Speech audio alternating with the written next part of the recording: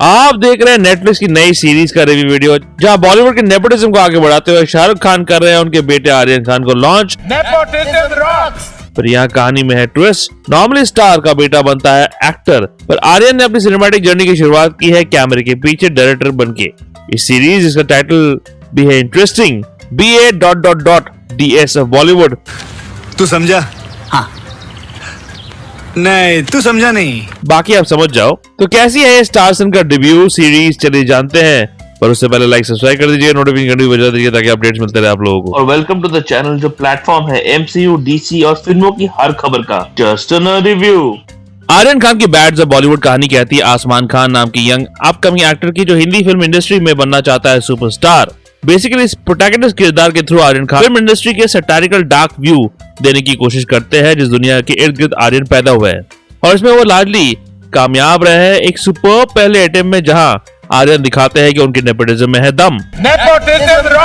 Episode 1 में आसमान का किरदार निभाते हुए लक्ष्य को दिया जाता है क्रैकलिंग इंट्रोडक्शन सीन। आर्यन कितने टैलेंटेड है एज अ फिल्म मेकर, जिस तरह से उन्होंने इन इंट्रो सीन्स को विजुअलाइज किया है उससे समझ में आता है। इसी एपिसोड में बॉबी देओल जो निभा रहे हैं एक और बड़े स्टार अजय तलवार का किरदार, उनको मिलता है और भी better introduction scene. Writing team जिसमें शामिल है आर्यन खान खुद और साथ ही बिलाल सिद्दीकी, मानव चौहान। उन्होंने सीरीज को बॉलीवुड पर एक सटायर की तरह दिखाया है, जैसे मैंने पहले कहा था, जहां आर्यन ने खुद को भी नहीं छोड़ा है। उनके कथित जेल कांड पर भी रेफरेंसेस किए गए। एक आदमी को दिखाया गया है एज एन NCB ऑफिसर जो बहुत फनी था, और शायद ऐसे ही बात क्या होगा आर्यन के सामने उन लोगों ने उस कांड के दौरान, और आर्यन ने उसे इस कहानी में डाल दिया है। एक और सीन में जब हीरो जेल से बाहर निकलता है, पुलिस वाला उससे कहता है जेल में जाने के बाद लोग और भी फेमस हो जाते हैं, जो ऑब्वियसली आर्यन पर ही रेफरेंस है। तो खुद का मजाक भी उड़ाने में कोई संकोच नहीं करते आर्यन, जो दिखाता है कि वो बहुत सेटल्ड है as a film maker.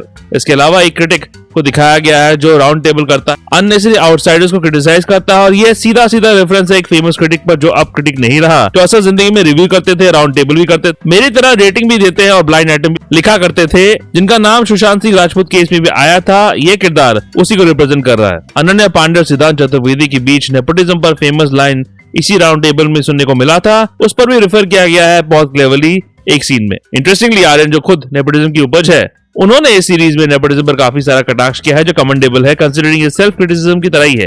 Episode 1 में ये सारे रेफरेंसेस देखने को मिलते हैं, और मेन किरदारों को भी इंट्रोड्यूस किया जाता है जिनके इर्द गिर्द कहानी बुनी गई है। बॉबी देओल का किरदार, लक्ष्य का किरदार, बॉबी देओल की बेटी का किरदार, एक नेपो प्रोड्यूसर जिसने लॉस एंजलिस के फेमस माउंट ली जहाँ लिखा हुआ हॉलीवुड, उसी की तरह पहाड़ पर अपना प्रोडक्शन हाउस का नाम लिखा हुआ है, और वो है बहुत एरोगेंट, जिसे निभाया बखूबी से मनीष चौधरी ने। एक यस्टरईयर एवरग्रीन स्ट्रगलिंग एक्टर जलराज, जिसे निभाया रजत बेदी ने, जो कोई मिल गया फिल्म में भी थे एज अ विलन, अगर आपको याद हो तो आप ये नहीं कह सकते कि आपने भी कहीं देखा है। और एक सीन स्टीलिंग एक्ट में मनोज पावा जो बने हैं भूले बसरे सिंगर मिस्टर अवतार सिंह। इसी एपिसोड में रणवीर सिंह का कैमियो भी देखने को मिलता है, जहां राघव जो बना है हीरो का दोस्त, उसे शाइन करने का मौका मिलता है। राघव पर और भी बात करेंगे आगे जाकर। एपिसोड 2 में दिखाया जाता है आमिर खान और राजामौली के कैमियो को, जहां बात होती है इडली डोसा वड़ा पाव की, जो एक थ्रो अवे जोक है। इस सीन की कुछ खास जरूरत नहीं थी, जस्ट स्टार पावर ऐड करने के लिए किया गया है। इसी एपिसोड में करण जौहर को प्रॉपर्ली इंट्रोड्यूस किया जाता है, जो निभाता है एक ऐसा प्रोड्यूसर जो गाली देता है, पॉम्पस है। बेसिकली वो निभा रहे हैं करण जौहर के किरदार ही, पर ये एक फिक्शनल लाइफ रिप्रेजेंटेशन है इस रियल लाइफ डायरेक्टर का। और इस एपिसोड में राइटिंग उभर के आती है, जब बाप बेटे के बीच दिखाया जाता है रेस्ट्रेन इमोशनल सीन, और विलन और हीरो के बीच होती है एक आउटस्टैंडिंग कन्फ्रंटेशन सीन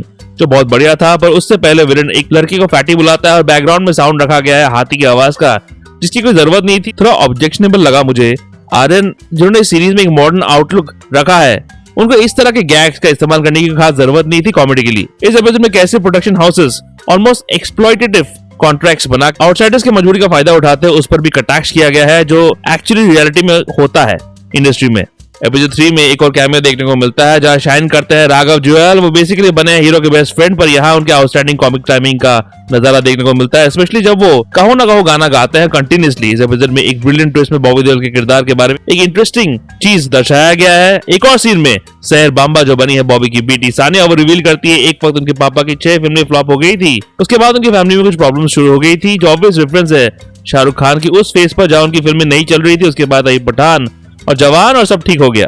तो आर्यन ने एक और पार्ट अपनी जिंदगी से लिया है और कहानी में उतार दिया है, जो दिखाता है कि उन्हें अपनी जिंदगी से लेने में कोई प्रॉब्लम नहीं है। एपिसोड 4 में इंट्रोड्यूस किया जाता है एक सरकटी किरदार को, जिन्हें फिर से आर्यन ने दिया है क्रैकलिंग इंट्रो सीन। मुझे थोड़ा मिसकास्ट लगा ये मिस्ट्री किरदार। इस तरह के थोड़ा नेगेटिव थोड़ा पॉजिटिव किरदार के लिए आपको क्या लगता है, कमेंट से बताओ। इसी एपिसोड में दिखाया जाता है सलमान खान का कैमियो, जो सलमान इस सीन में बोलते हैं और जो शाहरुख ने अपने कैमियो सीन के दौरान उनको बोला गया है। ऐसा कहा जाता है कि जिस इन फेमस पार्टी में शाहरुख सलमान का फेमस झगड़ा हुआ था, वहां भी इन दोनों ने यही बात की थी एक दूसरे को, इसलिए इस डायलॉग को यहाँ डाला गया है, जो अगेन एक बहुत रिफ्रेशिंग इस्तेमाल है राइटर्स के द्वारा रियल लाइफ चीजों का अपनी कहानी में। पर डायलॉग कई बार इस सीरीज के वीकनेसेस में से एक है और कुछ तो बड़े चीजी भी है। जैसे एक सीन में एक किरदार बोलता है एक जगह को रीडू करने के बाद ये जगह स्लम डॉग से मिलियनेयर बना दिया है उसने, जिसे सुनकर मजा नहीं आया। 5 और 6 में कहानी देती है कि इमोशनल मोड, ज्यादा अंडरवर्ल्ड, प्रोडक्ट प्लेसमेंट, सब कुछ देखने को मिलता है। आर्यन इसी एपिसोड में कुछ कैमियोज के साथ ओम शांति ओम के अवार्ड सेरेमनी सीन को रिक्रिएट करने की कोशिश करते हैं, पर उस सीन में जो अक्षय कुमार ने किया था उसे रेप्लिकेट नहीं कर पाते इस नेक्स्ट जनरेशन ऑफ एक्टर्स के साथ।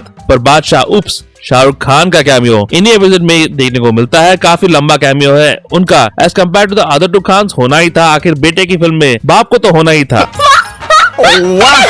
फिर पैसे भी लगे हैं भाई साहब के इस फिल्म में।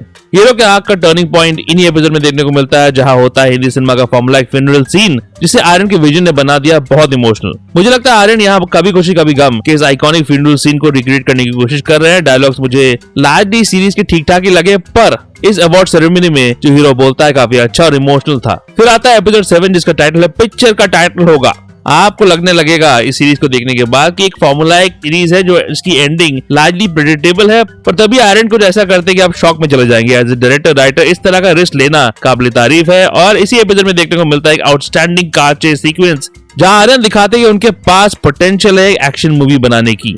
जय पिनाक ओझा की सिनेमाटोग्राफी चमकती है इस सीन में। बॉबी देओल जो इस पूरे सीरीज के बेस्ट परफॉर्मेंसेस में से एक है, और राघव जुएल के बीच ये सीन होता है और दोनों ने झकास काम किया है। खासकर राघव की कॉमेडी अगेन कमाल की है इस सीन में। डी एजिंग टेक्नोलॉजी का इस्तेमाल भी काफी अच्छा लगा मुझे इस एपिसोड में, जो बिजार ट्विस्ट का पार्ट है। ये एंडिंग इस सीरीज के सैटारिकल स्पिरिट को पूरी तरह अपनाती है, जहाँ किरदारों के लिए बहुत दुख की बात है, पर मैं अपनी हंसी रोक नहीं पा रहा था। आर्यन खान ने बनाया एक आउटस्टैंडिंग डेब्यूट, जहां उनकी शॉट टेकिंग, रिस्क लेने की चाहत, ग्रे किरदारों पर पकड़, इंट्रोडक्शन सीन का विजुअलाइजेशन उनके टैलेंट को एक वॉच आउट टैलेंट बनाती है। लक्ष्य, जिन्हें हमने आखिरी बार देखा था खुले हाथों से लोगों के मुंह आंख फोड़ते हुए आउटस्टैंडिंग किल मूवी में, उनका स्क्रीन प्रेजेंस कमाल का है और परफॉर्मेंस भी अच्छा है। इंटरेस्टिंगली उस फिल्म में राघव बने थे विलन एक ब्रिलियंट परफॉर्मेंस में, और यहाँ वो बने हैं लक्ष्य के दोस्त एक और इक्वली ब्रिलियंट परफॉर्मेंस में। ये दोनों की केमिस्ट्री है मनोज पावा के साथ, जिसमें इंक्लूडेड है बॉबी देओल की कूलनेस, जो आर्यन डायरेक्टर सीरीज को बनाती है एक brilliant entertaining series. Bads of Bollywood को मैं देना चाहूंगा 3.5 आउट ऑफ 5। एक well acted crafted entertaining series जो दिखाती है नेपोटिज्म में भी टैलेंट होता है,